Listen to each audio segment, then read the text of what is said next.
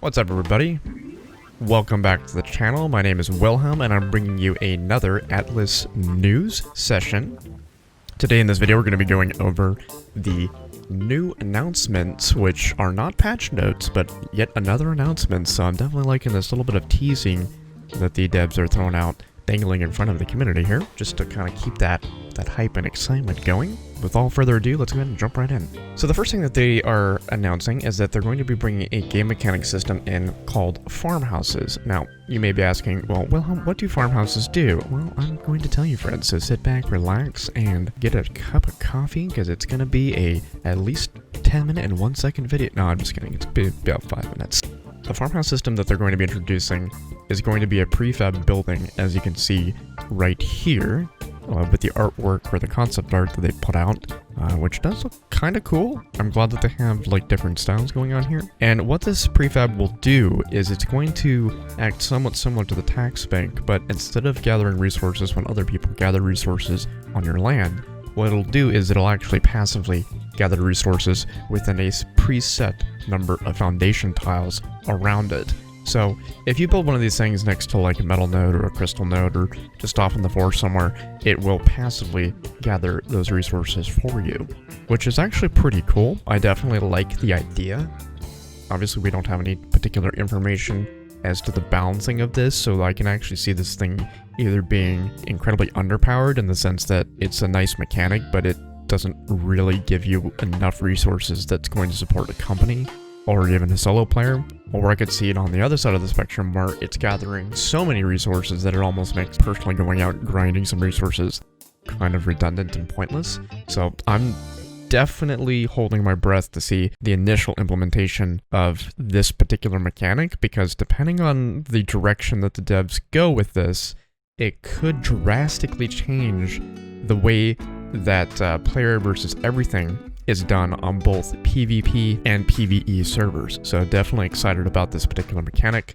I'm of the position whereby any reduction in grinding is definitely needed. It's kind of boring, and after 3 seasons and like 2,000 hours on official PvP, I'm very sick of the grind itself. So, which I don't mind. Like, I'm a grinder, but it doesn't necessarily do anything for me at this stage of the game. And the second bit of news that they have announced is that they want to implement a system whereby you can buy ships with gold.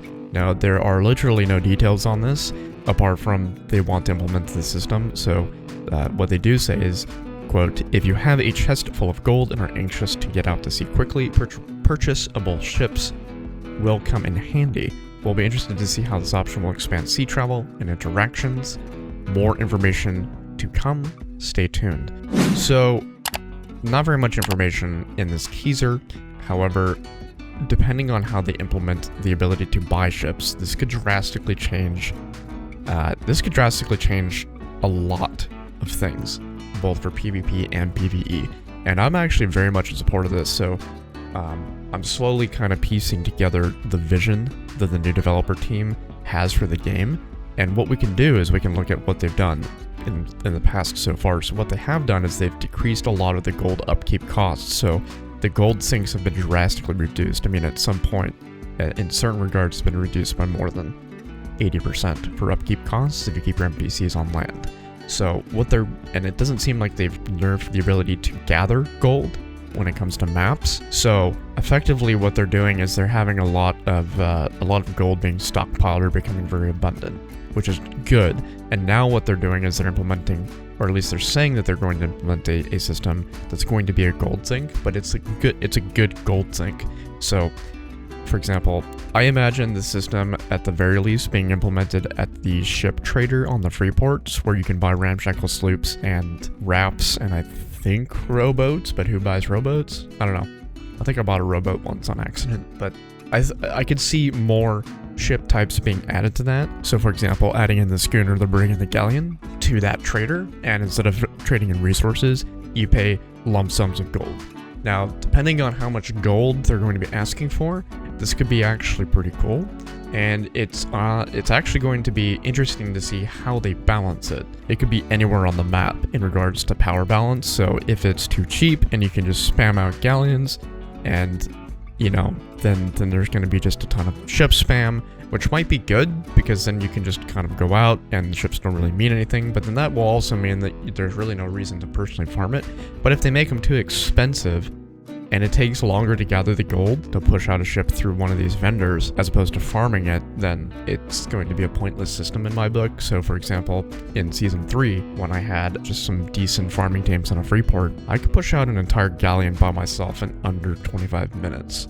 As far as just gathering the resources and crafting them, not including placement. So the ability to gather the resources, whether it be the base resources to physically build your ship yourself versus just getting a prefab from a vendor, it's going to be very interesting to see what that balance may look like.